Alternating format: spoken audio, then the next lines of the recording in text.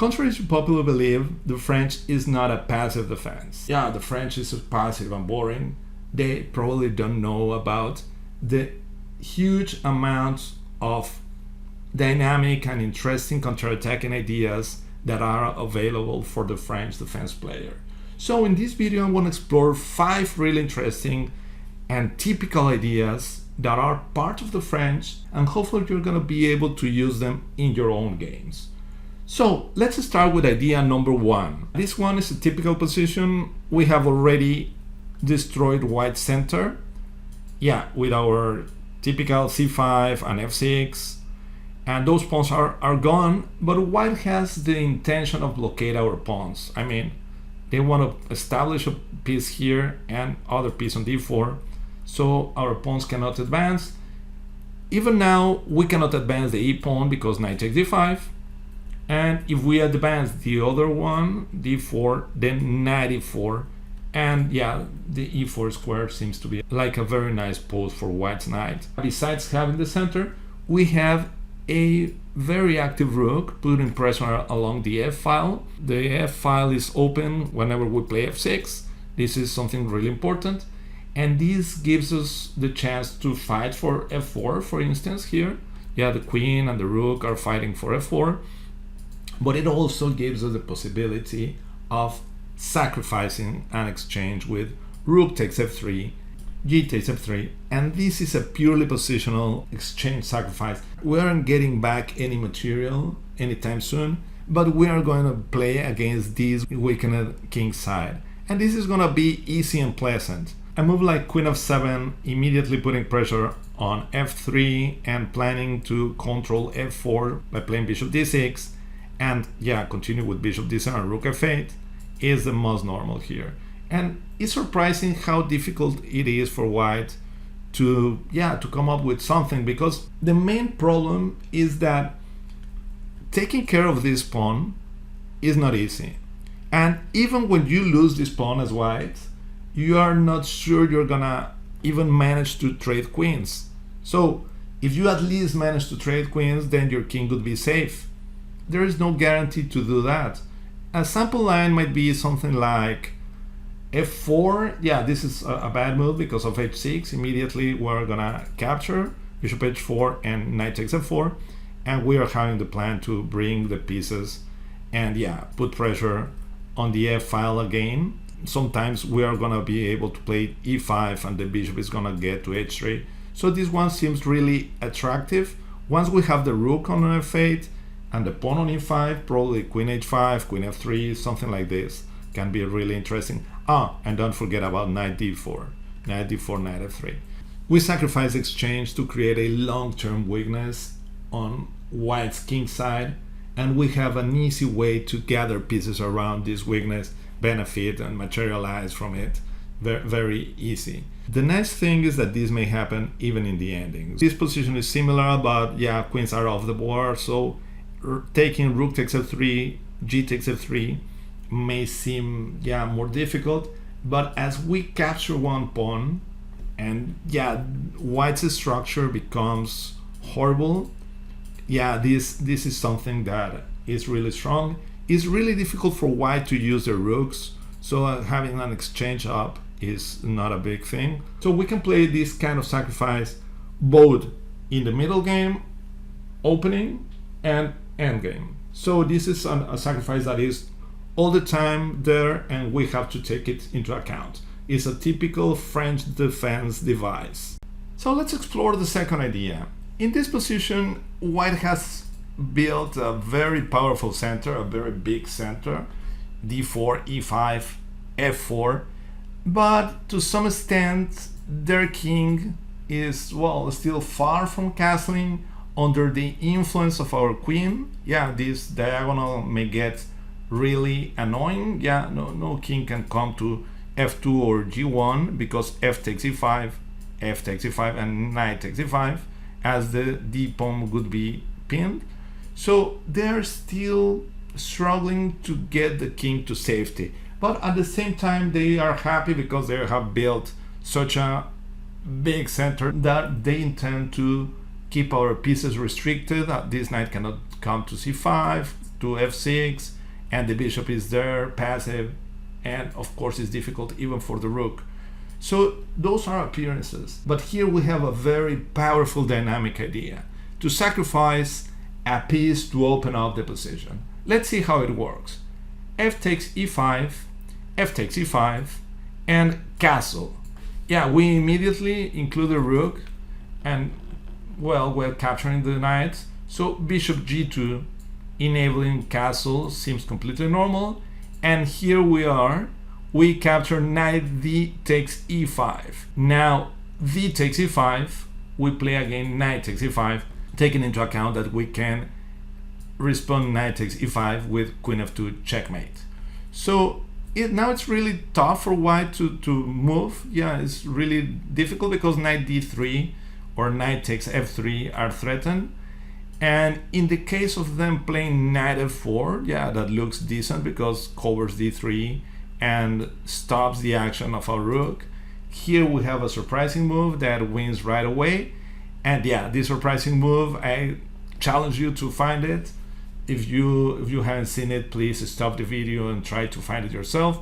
This is always the best thing we can do to learn something. Is better if we understand it by our own ideas, our own thoughts. So here the move is queen e3, taking advantage of the pin.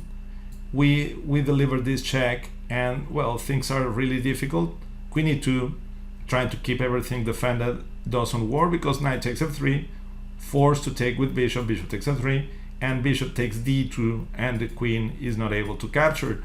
So playing king f1 is more or less forced, but now after bishop takes d2, white's position collapses. Queen takes d2, queen takes d2, knight takes d2. We are already in the ending, but g5 regains the piece with two extra pawns and yeah, a winning position.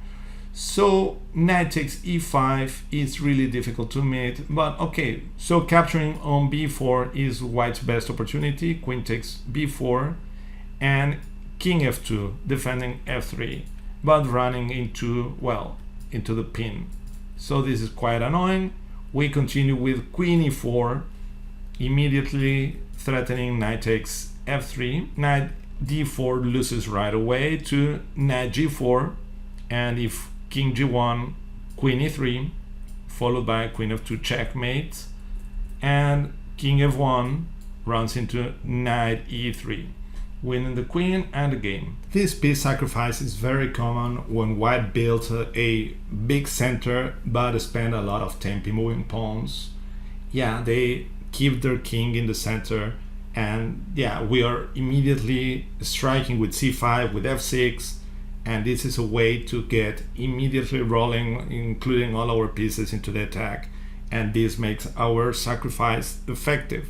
If they already castle, sacrificing a piece for 2 pawns is not always a good idea. If you like the ideas I'm sharing in the channel and you're watching my videos, please consider subscribing, as is the best way you can support the channel.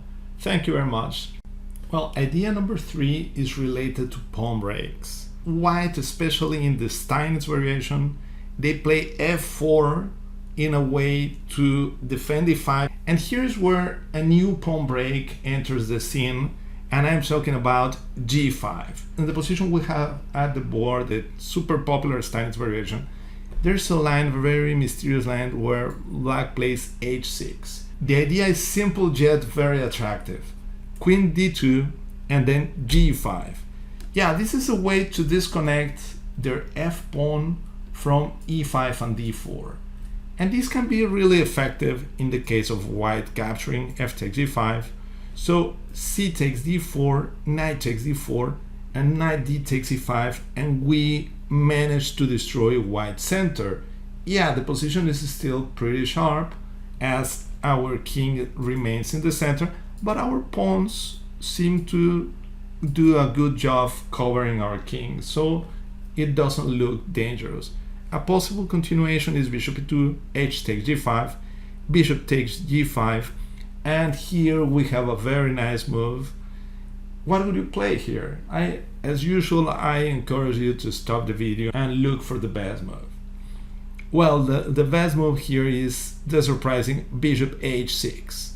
Yeah, we're trying to simplify the position as a way to gain some safety for our king before white's heavy pieces come into the game and our king gets into trouble. By playing bishop h6, we are trusting that bishop takes h6 runs into queen h4, and in this way we regain the sacrificed piece, g3, queen takes h6, and this is a beautiful position. We are ready to trade queens and to play bishop d7 and king e7 and use our center. The other move is to capture, but then is the same. We trade, king takes, and we play king takes d8, and we have a nice position. So now we can understand h6 idea. Yeah, we want to play g5 and destroy white center. But g5 happens in a wide variety of situations and lines, opening lines. For instance, in the ever popular a6, some people prefer to play a3 rather than quite normal queen d2, because b5 gains space and now b4 is coming. So after a3, something a6, a3, something quite curious happens. C takes d4, knight takes d4, bishop c5, and after queen d2, we are able to play g5. Yeah, again, we have this idea to destroy white center, but this time we don't even need to prepare it. The thing is that introducing those moves a6 and a3 is really important for black, otherwise b5 may become an important square for white in the ensuing complications. So the game may continue with something like knight f3 and now d4. Yeah, this is incredible. We keep playing dynamically. If they capture with a knight, we simply capture on f4. Yeah, try to win this knight. So bishop f2, knight takes d4, bishop takes d4, and queen h4. Yeah, this is already getting a little bit disgusting for white. So queen f2, queen takes f2, bishop takes f2, bishop takes f2, king takes f2, and knight takes e5. And we succeed in destroying white center. g5, it's all over. We're gonna see this move on plenty of lines. So yeah, we have to count on it all the time. So let's jump right into idea number 4. Idea number 4, it's a powerful one that we are going to need once in a while. Not as typical probably as the previous ones, but related to the core French values. Yeah, we have the supposed bad bishop, and sometimes, yeah, this bishop is going to be passive. We want to make everything in our hands to avoid having a passive bishop. So here's the position. White just played knight e2. They are trying to put a knight on d4, king b1, rook c1, and yeah, they want to have a better knight than our bishop. And yeah, this is really becoming a serious threat. We have to think about our bishop, how to improve it, how not to be left with a passive bishop. I'm sure you're getting the idea. So the move is d4. Yeah, we sacrifice a pawn in order to open the long diagonal. And well, in this case, we're not just opening the long diagonal, but we are achieving something else. Knight e takes d4. And what would you play? This is an important moment. We sacrifice a pawn and the bishop is gonna become really strong.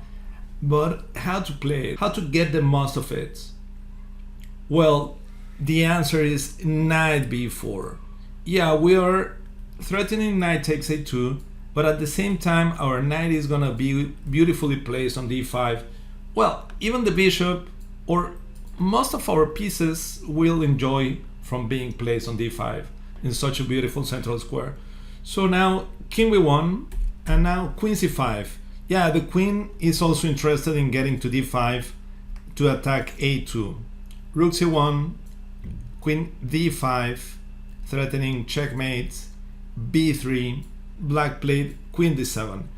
Yeah, already the knight may drop back to d5 and play b4, trying to establish itself on c3. And even when the bishop is still not doing any particular thing, yeah, having the possibility of grabbing a pawn or capture a knight to later capture on d3 is something important. So queen d2, a5, a3, bishop takes f3, knight takes f3, and queen takes d3, getting into an ending, a better ending for black. Queen takes d3, knight takes d3, and yeah, white is into trouble because of the f4 pawn. There is no way to defend it. Rook c6, and knight takes f4. And once the knight grabs the pawn, we'll be able to be back to d5 and defend the extra pawn. This is a nice example of how to improve our bishop's scope by sacrificing a pawn. That was idea number 4. Let's get into idea number 5. So to deal with the idea number 5, we should analyze the position we have at the board. And yeah, white just castled. Yeah, a very reckless move, I would say. They are trying to get, they took the game into a opposite side castling battle, and well, they think they may win the battle because of their central control and the possibility of launching the h-pawn, but the reality is pretty different from that, and we have a very nice opportunity in this position. So what would you play as black? What do you think is the way to start an attack against white's king? Well, the move is c4. Usually we don't push c4 because we want to have the pawn on d4 attacked by our pawn on c5, but once they castle, we want to launch our pawn, so this pawn is gonna play a very important role. White shouldn't have castle, as the normal move is d takes e5, and only after bishop takes e5 they may castle. Yeah, and things are quite different because now we only count on the a and b pawns, and getting a serious attack against white's king is not that simple. So in the case of castling, c4 looks really strong. So let's think they continue with g4. They want to play f5, f6. They want to create a chaos to distract us from attacking, but we are going to push the b pawn. Yeah, this is the key. We're not even preparing this move. So because if they accept the pawn, we open the b file against white's king, and this is really powerful. If the knight drops back, our queen comes, followed by our bishop. Yeah, it's really tough for them. King b1 might be answered by bishop a3, and b3 by bishop b4, king b2 by knight b6, and we are just about to win by playing knight a4 or bishop takes c3, f5, bishop takes c3, queen takes c3, and knight a4, winning the queen due to the pin of this pawn. So yeah, getting the b file open is really a very nice way to get a checkmating attack. Yeah, our rook and our pieces come all together and our attack becomes irresistible. So playing f5, trying to distract us from our attack, may be a good idea.